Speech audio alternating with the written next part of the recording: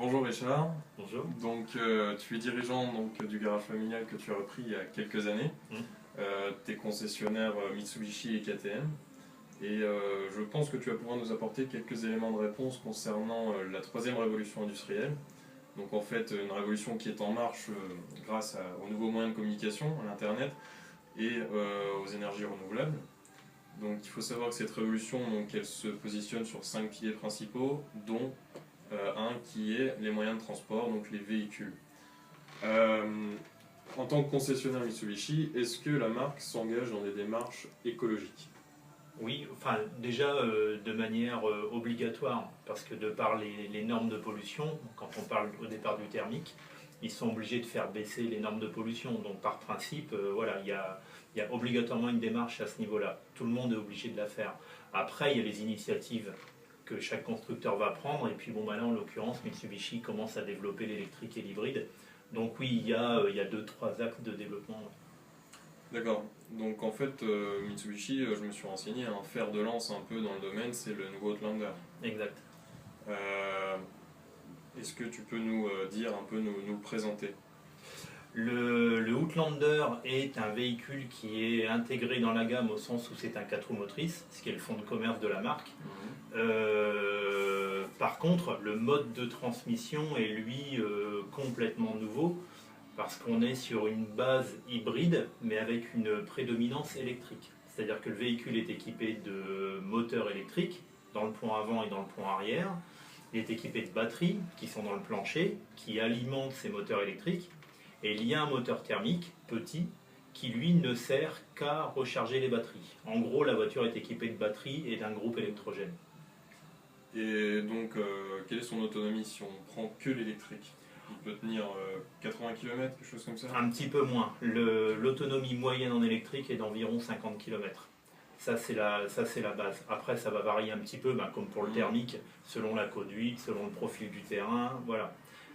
Après, le moteur thermique a lui un réservoir de carburant d'une quarantaine de litres, ce qui permet en consommation mixte électrique-thermique d'environ 800 km.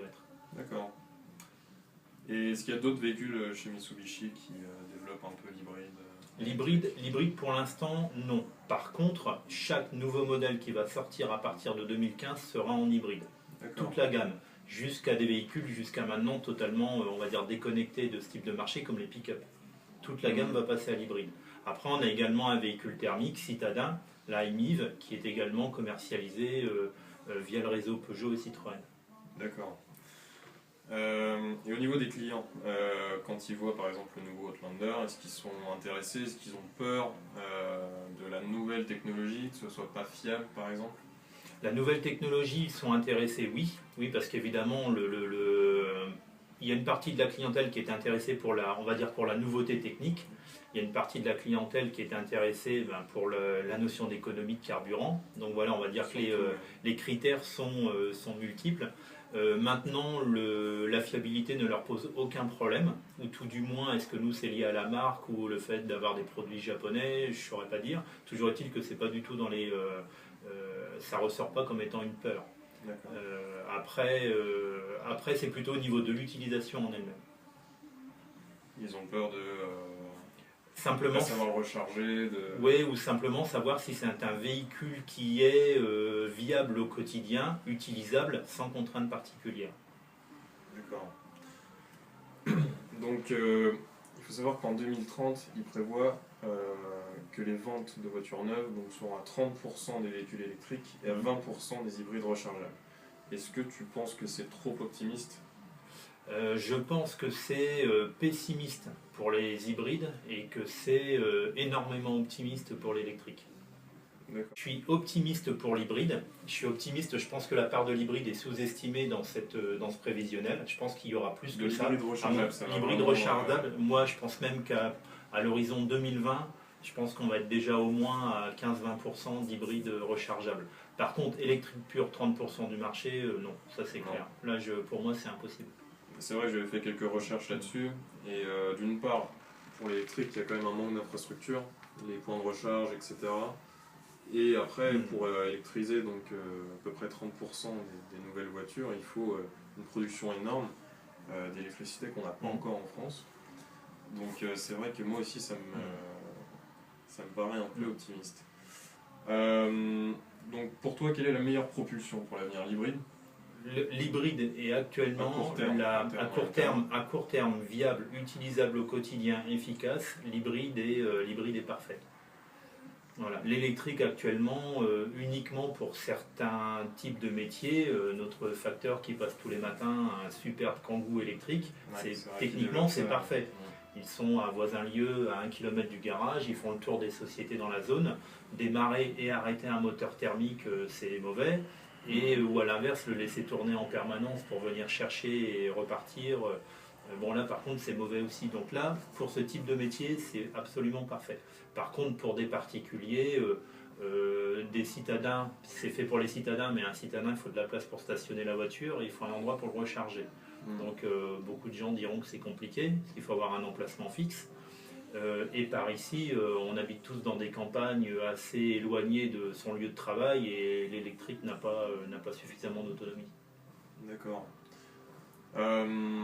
Désormais, on va parler un petit peu de KTM, donc une marque qui propose des modèles très sportifs. Est-ce que eux ont entrepris quelque chose au niveau de l'hybride, de l'électrique? Alors en voiture, non. En voiture, non, non, parce que leur produit est récent, il a 5 ans.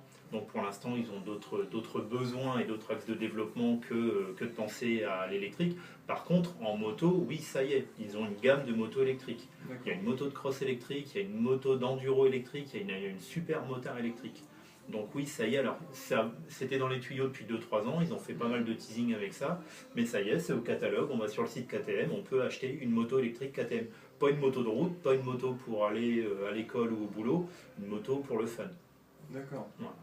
Ouais, bizarre. Ouais. Sinon aujourd'hui, donc on voit que la compétition dans l'automobile se met aussi donc aux nouvelles technologies. On voit la F1 qui s'est mise au V6 hybride et la Formule E, donc 100% électrique qui a vu le jour. Qu'est-ce que tu penses de ces changements? Est-ce que ça va pouvoir permettre de démocratiser un peu l'image de ces véhicules hybrides, d'aider à développer l'innovation? Démocratiser, pour la Formule 1, j'avoue être un petit peu pessimiste dans le sens où je ne suis pas persuadé que ce soit ce que cherchent les fans au niveau sportif pur. En endurance, oui, c'est différent parce qu'en endurance, il y a une notion de consommation, de durée dans le temps qui là peut être liée à une démarche pour un constructeur du développement d'une technologie. L'histoire de l'automobile est jalonnée de développements qui ont été soit découverts, soit qui ont été poussés au maximum de leur capacité en compétition. Et là, ça a aidé le quotidien. Donc une marque comme Audi, Toyota ou Porsche fasse de l'hybride. En endurance, oui. En F1, non, parce que voilà, il faut que ce soit de la bagarre, du sprint. Et là, je pense que l'hybride, à mon avis, n'a pas grand-chose à faire là-dedans. Par contre, la Formule E, je pense que là, par contre, il y a vraiment quelque chose d'intéressant, c'est que la voiture vient en ville.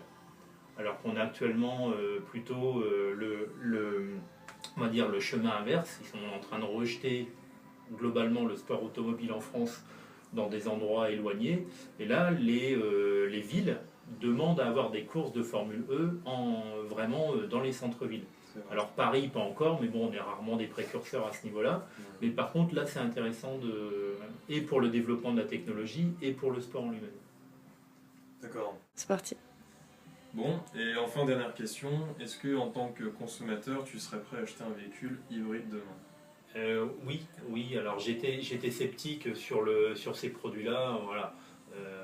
Je suis amoureux de l'automobile, de la mécanique, de tout ce qu'on veut. Exactement, ça en fait partie.